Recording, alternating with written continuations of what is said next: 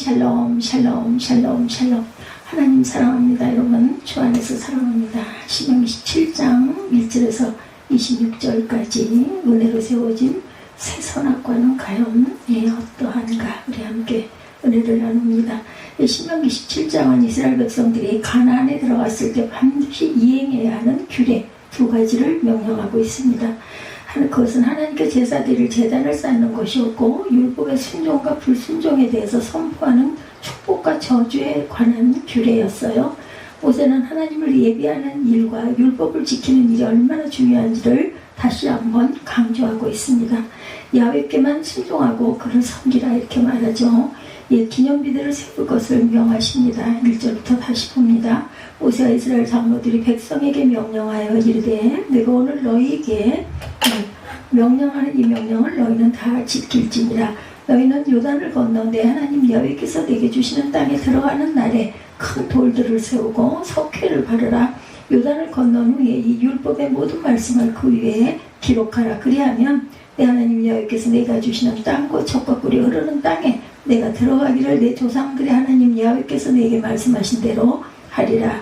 너희가 요단을 건너거든 내가 오늘 너희에게 명령한 이 돌들을 에발산에 세우고 그 위에 석회를 바를 것이며, 또 거기서 네 하나님 야훼를 위하여 제단 곧 돌단을 쌓되 그것에 쇠 연장을 대지 말지니라. 너는 다듬지 않은 돌로 내 하나님 야훼 제단을 쌓고 그 위에 내 하나님 야훼께 번제를 드릴 것이며 화목제를 드리되 거기에서 먹으며 내 하나님 야훼 앞에서 즐거워하라. 7절이죠.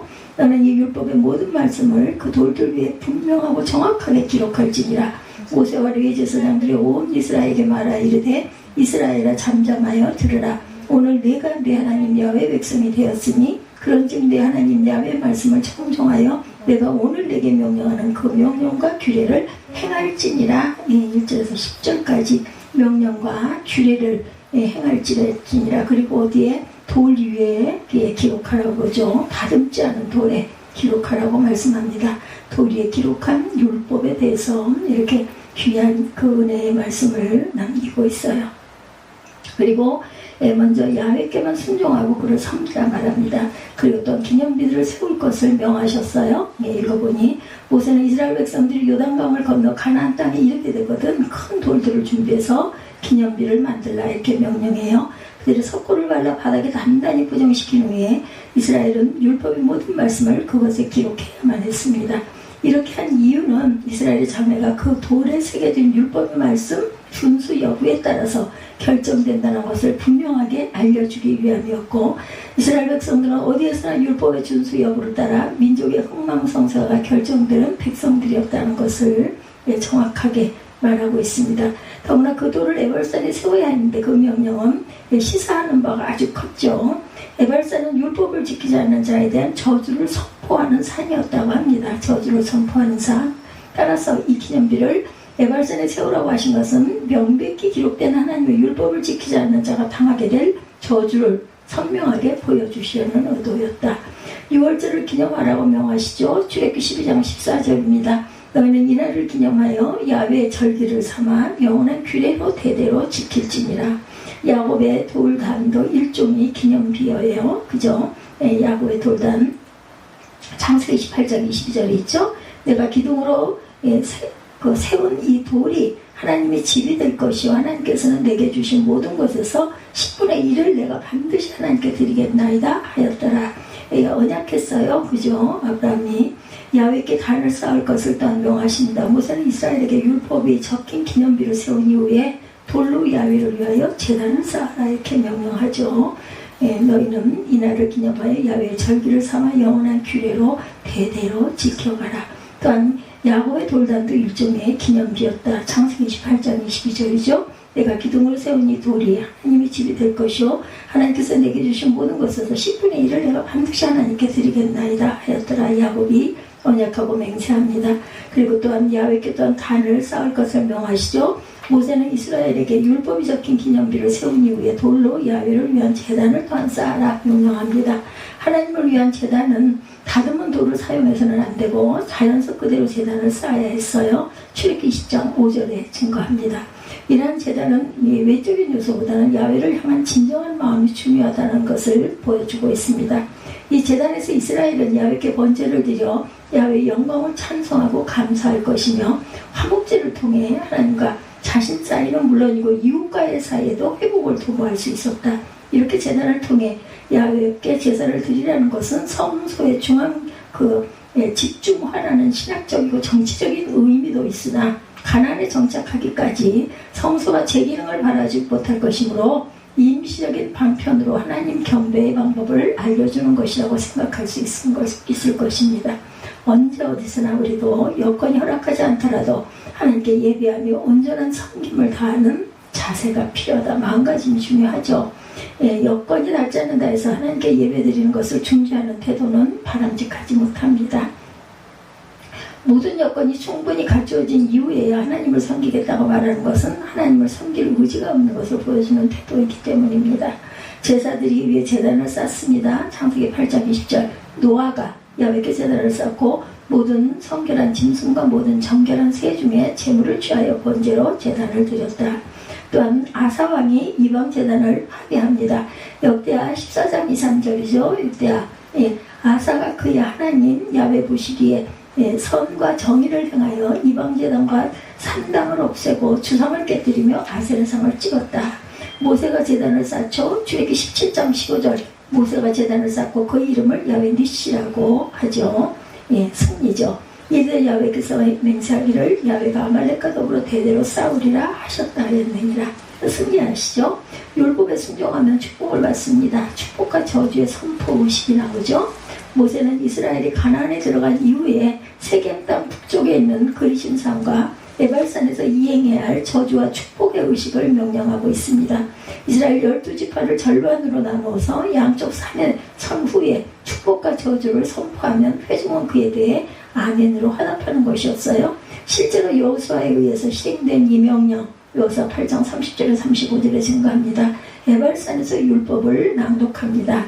여호수아 8장 30절부터 보죠. 그때 여호수아가 이스라엘 하나님 야훼를 위하여 에발산에 한 제단을 쌓았으니 이는 야훼 종 모세가 이스라엘 자손에게 명령한 것과 모세 율법책에 기록된 대로 새 연장으로 다듬지 아니한 새 돌로 만든 제단이라 우리가 야훼께 번제물로 화목제물을 그 위에 드렸으며 여호수아가 거기서 모세가 기록한 율법을 이스라엘 자손의 목전에서 그 돌에 기록하며 온 이스라엘과 장로들과 관리들과 재판장들과 본토인뿐 아니라 이방인까지 야훼 언약궤를 맨 레위 사람 제사장들 앞에서 궤 좌우에 서되 절반은 그리심산 앞에 절반은 에발산 앞에 섰으니 이는 전에 야훼 종 모세가 이스라엘 백성에게 축복하라고 명령한 대로 함이라 이렇게 증거하고 있습니다.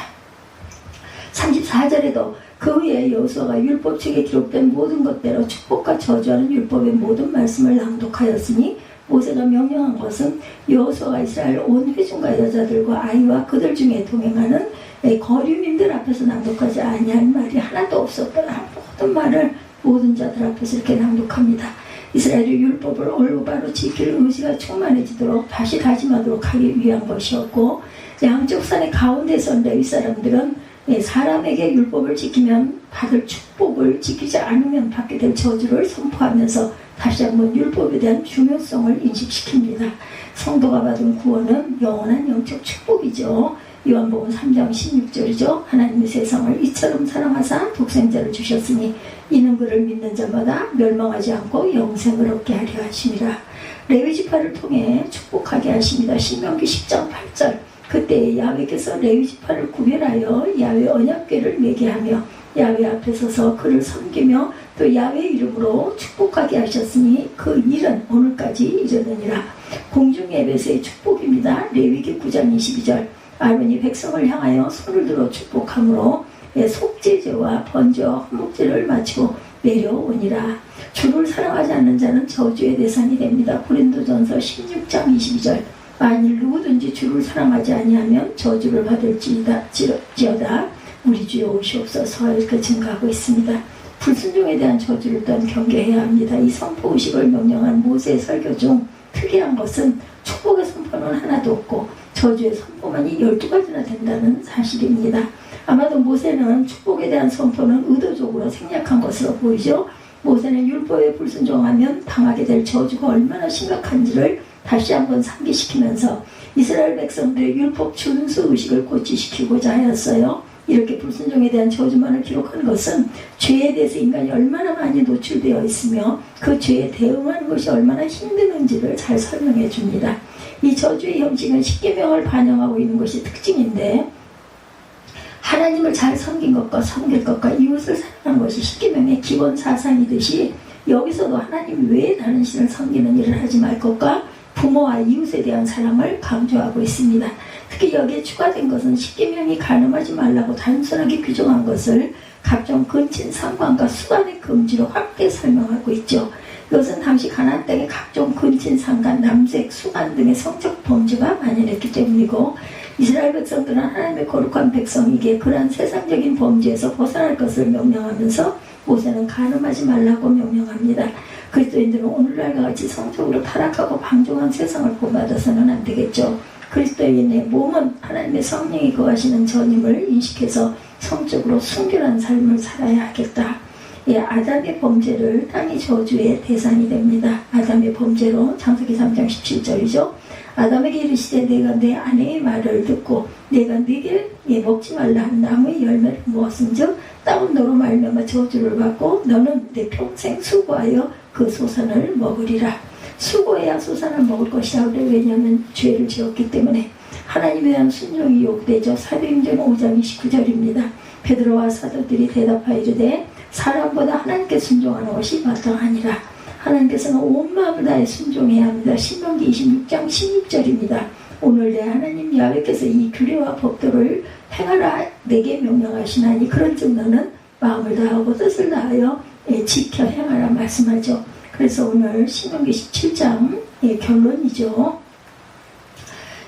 그 모세는 기념비를 세우고 제단을 쌓음으로 의식을 행함으로써 율법에 순종할 것을 명령합니다. 이와 같이 우리 성도들의 삶도 온전히 한 말씀에 순종하는 삶이어야 하는데, 오늘날 우리 사회도 과거 가나안 땅의 성적 타락과 도덕적 부패를 능가하는 영적 가나안인데, 죄악된 세상 속에서 우리는 더욱더 말씀을 붙들고 사는 삶을 살아가야 할 것이다. 그럴 때 하나님은 우리의 영원한 축복으로 인도하셔서 더 풍요한 영적, 물적 삶을 살아가게 하실 것이라는 것, 이 땅에서 누리는 축복 외에도 더욱 크고 귀한 축복을 하늘에서도 누리게 될 것이다. 예, 은혜로 세워진 새 선악과라는 제목으로 오늘 27장 전체 1절에서 26절까지 함께 살펴봅니다. 하나님께서는 사람들을 사랑하시고 자기 백성들이 하나님 앞에서 화평을 구하기를 바라시죠. 성경은 우리에게 하나님께서는 자기 백성 망하기를 원하지 아니하시고 말씀합니다.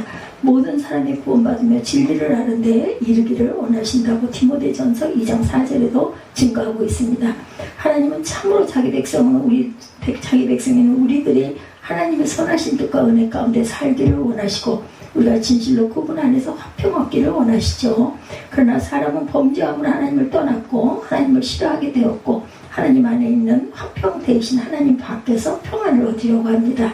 그 결과는 비참한 멸망이었죠. 그런데 그때 하나님 편에서 어떻게 하셨어요? 성경이 가르쳐주는 하나님의 대응은 우리를 향하여 끊임없이 외치시는 것이다. 하나님께서는 자기 백성들이 하나님을 떠났을 때 가만히 계시지 아니하시고 계속해서 음성을 바라시죠. 언약을 거듭하여 상기시키시고 백성들이 하나님께 돌아오도록 가르침을 계속해서 잊지 말도록 높이 외치셨어요. 율법을 통해서 선지자들을 통해서 의로운 족장들과 사사들, 왕들을 통해서 계속해서 그 생명의 말씀을 외치십니다. 우리가 신명기를 통해 알 수 있는 바도 광야에서 불신앙으로 가나안 땅에 들어가기를 실패한 백성에게 끊임없이 반복해서 말씀하시는 명령과 규례와 법도라는 것을 잊지 마시기 바래요.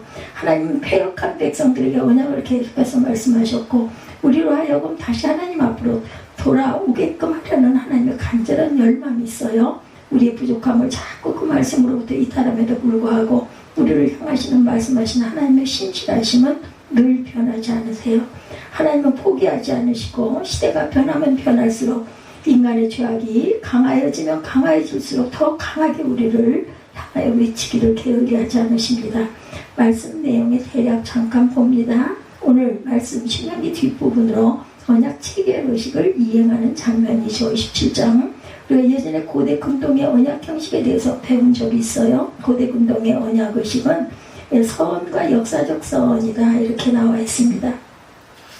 그리고 또한 언약의 몸통에 해당하는 언약 그 내용들이 나오고 있고 그에 대한 복과 저주가 있죠. 하늘의 땅을 불러 증거자를 삼는 것이 있어요. 언약 문서를 복원할 것과 표적으로 낭독할 것 또한 그 샬롬의 식사 등으로 구성이 되어 있다고 보면 됩니다. 신명기는 전체가 이 언약 체계 의식을 반영하고 있기 때문에 오늘 27장의 본문이 오기 전까지 말씀드렸던 모든 필요한 명령과 법도들이 언약 내용 본체에 해당합니다. 그리고 이후에 나온 오늘 말씀과 같은 것들은 언약 내용들을 모두 말한 후에 공적 언약 체계 의식이라고 할 수가 있다.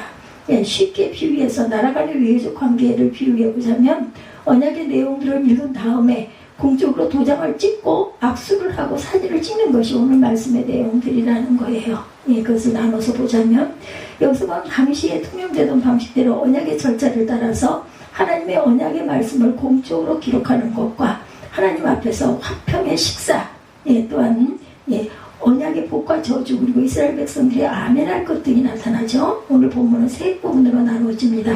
첫 번째 장면은 큰 돌을 세워서 척회를 바르고 거기에 하나님께서 말씀하신 계명을 기록하는 거 1절부터 4절까지 정도 이 내용에 해당합니다. 그리고 두 번째 장면은 이스라엘 백성들이 단을 쌓고 그 단에서 번져 화목제를 드리는 장면 5절에서 7절까지의 내용이죠. 세 번째 장면은 이스라엘 백성들이 에발산과 그리심산의 절반씩 나뉘어 서고 모세가 이 계명의 내용을 크게 반포할 때 백성들이 아멘하고 크게 외치는 장면이죠. 9절 이하 나머지 전체의 내용 이 언약 체계 의식의 장면은 사실은 예전 시내산에서 하나님께서 율법을 주시면서 이스라엘 언약 체계 의식을 행했던 것과 같습니다. 시내산에서는 십계명을 받으면서 언약 체계 의식을 행했고 오늘 본문인 신명기에서는 언약을 확인하면서 다시 언약을 체결한 내용이다. 출애굽기에 나오는 십계명을 받을 때 언약을 우리가 보통 시내산 언약이다 이렇게 말하죠. 또한 가나안 땅을 눈앞에 두고 모압 평지에서 과거의 언약을 기억하면서 언약을 다시 재체결하는 장면을 보통 모압 언약이다 이렇게 모압 땅이었기 때문에 모압 평지에서 시내산 언약과 모압 언약은 본질적으로 같은 내용을 다루고 있고 정확하게 얘기하자면 분류해서 얘기하자면 오늘 본문의 모압 언약은 시내산 언약에서 체결했던 그 언약을 상기하는 의미를 가지고 있다는 거 다시 한번 확인하면서 언약을 갱신한 것입니다. 시내산 언약과 모압 언약은 사실은 같은 언약을 다루기 때문에 내용에 있어서 유사점이 많이 나타나요. 예를 들면 출애굽기에서는 언약의 증거로 12돌을 세우는 거 출애굽기 24장 4절이죠. 언약 내용이 적혀진 십계명 돌판을 주시는 것 출애굽기 24장 12절에 나타나는데 신명기에서는 이 둘이 합쳐져 있다고 보면 됩니다. 출애굽기에 돌을 세우는 것과 계명이라는 두 요소가 신명기에는 큰 돌을 세우되 그 돌의 전면에 석회를 칠해서 계명을 적어 넣는 것으로 그렇게 합쳐집니다. 출애굽기 24장에도 언약 체계 의식에서 번제와 화목제를 동시에 드리는 장면이 나오고 오늘 본문에서도 역시 번제와 화목제를 함께 드리죠. 송재근 교수에 의하면 번제와 화목제와 함께 드려지는 것은 언약 제사로서 가능한 것이다. 즉 이 두 제사가 동시에 드려지는 장면은 하나님과 언약을 체결하는 것을 보여주는 것이라고 말합니다. 특별히 화목제는 샬롬의 언약 후의 식사를 의미하고 이스라엘은 하나님께 번제와 화목제를 드린 후 음식을 먹으면서 즐거워했을 것이고 언약 체결 의식 후에 평화가 옵니다. 이 시내산 언약에서도 언약의 복과 저주와 언약 문서의 보존에 대한 내용이 나오죠. 그리고 모압 언약에서도 역시 28장의 언약의 복과 저주가 나오고 27장의 언약 문서의 보존이 나오게 되죠. 본질적으로 두 언약은 같고 신명기와 모압 언약은 언약을 다시 한번 상기하면서 갱신하는 것이다. 그리고 두 언약의 상황 모두에게 백성의 아멘이 나옵니다. 언약에 대한 반응이죠. 출애굽기 24장에도 보면 백성에게 피를 뿌리기 전에 백성이 신앙 고백하는 장면이 나오죠. 백성 모두가 이 말씀을 준행하겠나이다 라고 외칩니다. 그리고 오늘 본문에서도 보면 그리심산과 에발산에 산 이스라엘 백성들이 14절 이하의 여러 가지 항목에 대해 아멘하고 크게 대답하는 장면이 나와요. 이렇게 신명기의 모압 언약은 시내산 언약의 갱신이며 재체결이라는 것을 우리가 알고 가셔야 합니다. 언약을 새롭게 하는 거예요. 이렇게 하는 이유는 그들이 이제 새로운 땅을 눈앞에 두고 있기 때문이다. 과거 시내산 언약에서 하나님과의 관계를 다시 확인하고 갱신을 통해 다시금 다짐하는 것이 이 모압 언약의 성격입니다. 언약 체결의식은 우리에게 무엇을 보여주는가? 그렇다면 이 언약 체결의식 우리에게 보여주는 것은 뭐라고요? 본문에 보면 체결의식은 여러 가지 절차를 통해 이루어진 것을 볼 수가 있습니다. 하나님께서는 이 언약 체결의식 시 행해야 할 일들을 명하심으로써 하나님께서 자기 백성에게 무엇을 원하고 계시는지를 잘 보여줍니다. 언약의 돌판이 세워졌죠. 우뚝 세워진 언약의 그 명령, 가장 먼저 우리가 발견해야 할 요소는 큰 돌의 율법을 쓰게 하신 것이 나오죠. 2절 말씀에 하나님께서 요단을 건너 가나안 땅에 들어가는 날에 큰 돌을 세우고 석회를 바르라 명령하시죠. 석회를 바른 이유는 그 위에 글자를 쓰기 위함입니다. 바로 다음 절의 3절 말씀에 보면 이 율법의 모든 말씀을 그 위에 기록하라고 하셨어요. 율법을 큰 돌에 써서 세우라고 하신 이유가 무엇이었을까? 하나님께서는 이스라엘 백성들의 언약의 명령을 잘 기억하기를 원하셨고, 여기에 세워진 계명이 세워진 이 큰 돌은 우뚝 세워진 언약의 명령이기도 합니다. 우리가 이전에 신명기의 설교에서도 알게 된 율법의 성격은, 이 율법은 이스라엘에게 복과 생명을 가져다주는 하나님의 말씀이었죠. 그 성격 자체가. 이 명령에 따라 순종하면서 살게 될 때 이스라엘은 하나님께서 주시는 복과 은총 가운데 살 것이다. 그러나 그들이 이 명령들로부터 이탈할 때 그들은 하나님의 저주와 심판을 받게 될 것이라는 거죠. 하나님께서는 이스라엘이 하나님의 명령 안에 살면서 복과 은총을 누리기를 원하셨고, 그래서 하나님께서는 이 언약의 명령을 크게 써서 우뚝 세우셨어요. 이 돌들은 산 위에 세워집니다. 산 위에 세운 것은 모든 사람이 다 보라는 의미죠. 잘 보이게 하기 위해서 높은 곳에다 세우죠. 하나님은 자기 백성이 하나님의 말씀 안에 참 은혜와 평강 얻기를 바라시기 때문에 이 율법의 말씀을 높이 두셔서 모든 사람이 다 볼 수 있도록 하셨다는 거. 우리는 율법이 쓰여진 이 큰 돌을 보면서 하나님께서 우리에게 큰 목소리로 말씀하고 계신 것, 즉 복과 생명을 주는 야훼의 말씀을 들으라는 경고를 들을 수가 있어야 합니다.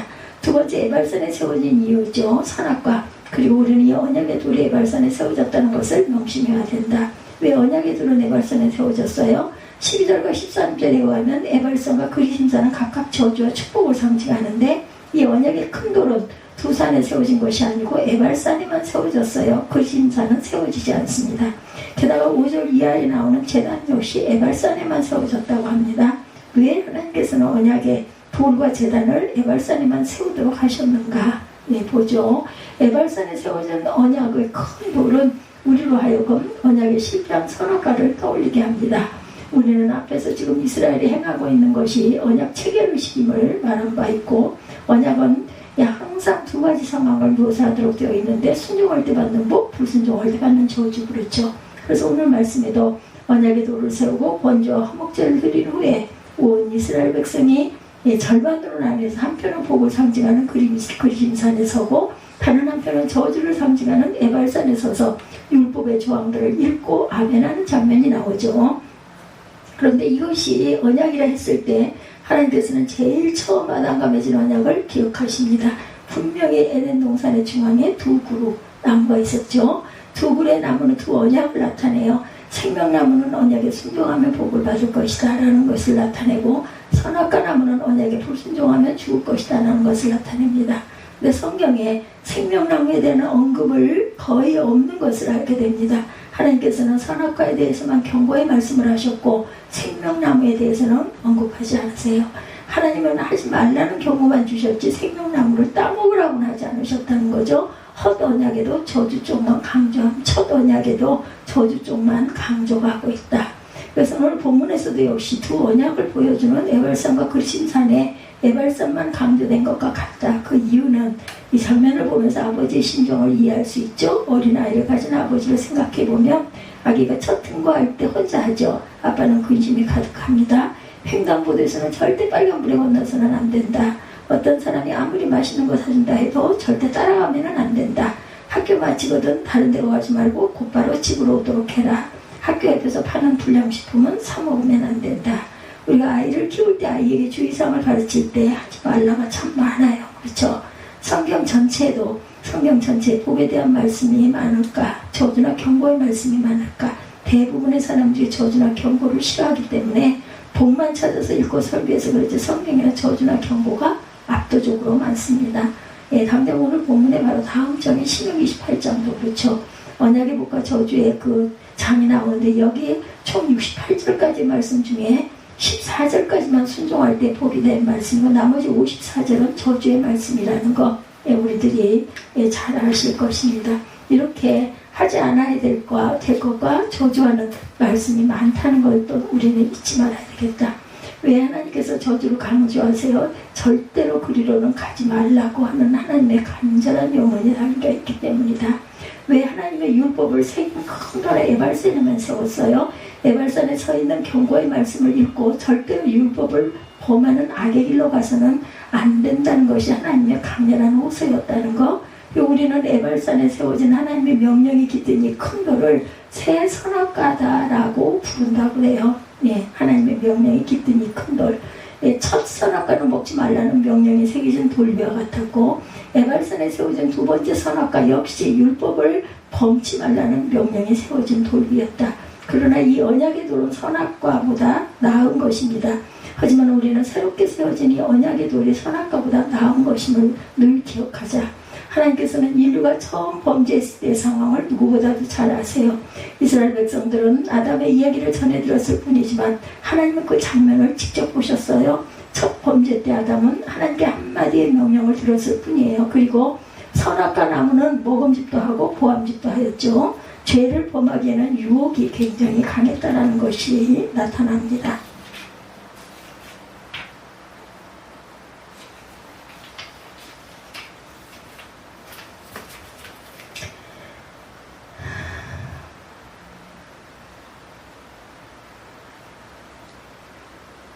예, 무서운 저주가 쓰여져 있는 것들이 많이 나와요. 전혀 먹음직도 보암직도 하는 것들, 언약이 진전될 때 하나님께서는 우리에게 더 풍부한 것들을 주신다는 것을 또한 기억해야 된다. 하나님은 우리가 바른 길을 가길 원하시고 그래서 선악과를 주실 때보다 신명기 시대의 법이 더 선명하다고 밝고 크다고 말합니다. 여기서 더하여 지금의 우리들의 신명기에 언약의 큰 돌을 세울 때보다 무려 3500년이 그 진전된 언약 가운데 살고 있다는 것도 우리가 기억해야 된다. 하나님은 신명기 시대보다 더 밝고 분명한 언약 가운데 살고 있어요. 우리는 언약의 완성이신 예수 그리스도를 받았어요. 그러므로 범죄하고 하나님을 절대로 떠나서는 안 된다는 것을 잊지 말아야 합니다. 이것이 하나님이 우리에게 주시는 귀한 은총이라는 것을 잊지 않는 저와 여러분들이 되시기를 주님의 이름으로 축복합니다. 오늘 말씀 하나님께서 우리에게 주신 귀한 말씀들을 함께 정리하도록 하죠. 신명기 27장 말씀 속에서 도리에 기록한 그 율법들 그리고 저주가 그 축복보다 엄청나게 많다라는 것 26절 마지막 절에 보면 율법의 말씀을 실행하지 아니하는 자는 저주를 받을 것이 할 것이요 모든 백성은 아멘 할지니라 이렇게 맞춰지고 있습니다. 그래서 도리에 기록된 그 율법의 축복과 저주 우리가 어떤 모습으로 보면서 살아가야 될 것인지를 깊이 묵상하는 저와 여러분들이 되시기를 주님의 이름으로 축복합니다. 은혜로 세워진 새 선악과 이런 제목으로 함께 은혜를 나눴습니다.